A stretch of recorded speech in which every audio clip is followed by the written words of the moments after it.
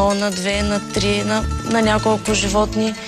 Намират приятели в България, които им помагат и всъщност се създава сдружението Германо-българска помощ за животните. То е финансирано изцяло от германска страна с дарения от германски граждани, за да се помогне на тези животни тук в България. Първият приют, който е успял да отвори сдружението, е в Добрич през 2002 година. След това през 2003 година е в Русе. След това в Шумен и в София Лозенец, бившия изолатор, също се стопанисва от нашето сдружение. През тези години сме успели да кастрираме около 15 000 бездомни животни.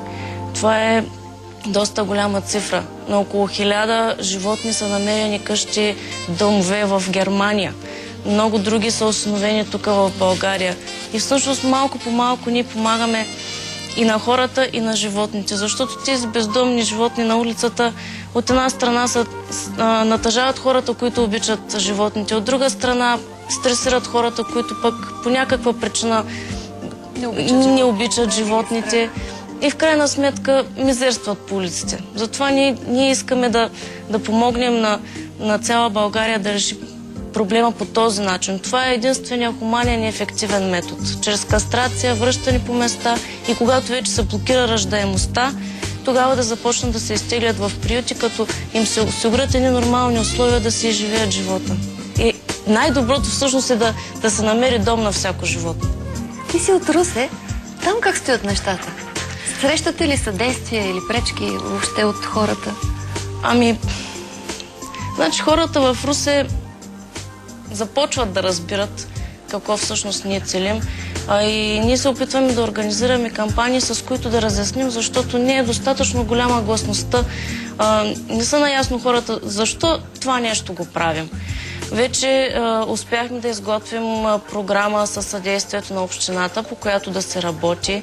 Има заложени в нея и образователни програми, работа по училища, детски градини, мероприятия, кучешки изложби. Всичко това е в бъдещето, но е една много добра инициатива. Срещаме разбирания от Общинския съвет, които гласуваха, всъщност и приеха тази програма. И тепърва се опитваме да научим общинските служители да се държат хуманно към животните, приятелски, защото те по този начин ще им откликнат със същото. Аз мисля, че това е един дълъг процес и ние самите така се учим през годините за по-добро отношение към животните. Виждам, че и към малките, най-малките сте насочили вашата да заострите вниманието с тези книжки за оцветяване. Да? Значи, малките деца са като попивателни, като гъби. Те са поколението, което ще промени света.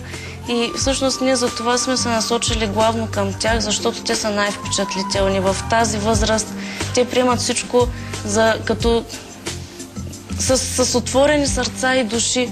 Не можеш да излъжеш едно дете. Той инстинктивно разбира кое животно е добро, от кое животно трябва да се страхува, но трябва също така да се работи с родителите, защото някои родители поради собствения си страх към животните се опитват да предпазят детето си по този начин, но всъщност му правят лошо. Затова искаме да покажем на децата, че дори да те е страх от кучето, не бива да му го показваш. Трябва просто да си спокоен, добронамерен. Искаме да им обясним, че кучетата всъщност са най-добрият приятел на човека и то от толкова отдавна, че никой не помни от кога. Помагат на слепи хора. Те са ненужни. Те са част от нашия живот. Няма как да ги избегнем и затова трябва да се научим да живеем заедно с любов. Много хубаво звучи и много трогателно. Сирашки души. Това е името на книгата. Да. А тя за какво, накратко да ни разкажеш? Какво съдържа? Към кого е насочена? Значи тя разказва историята на няколко кучета. Преразказани са историите от германска гражданка.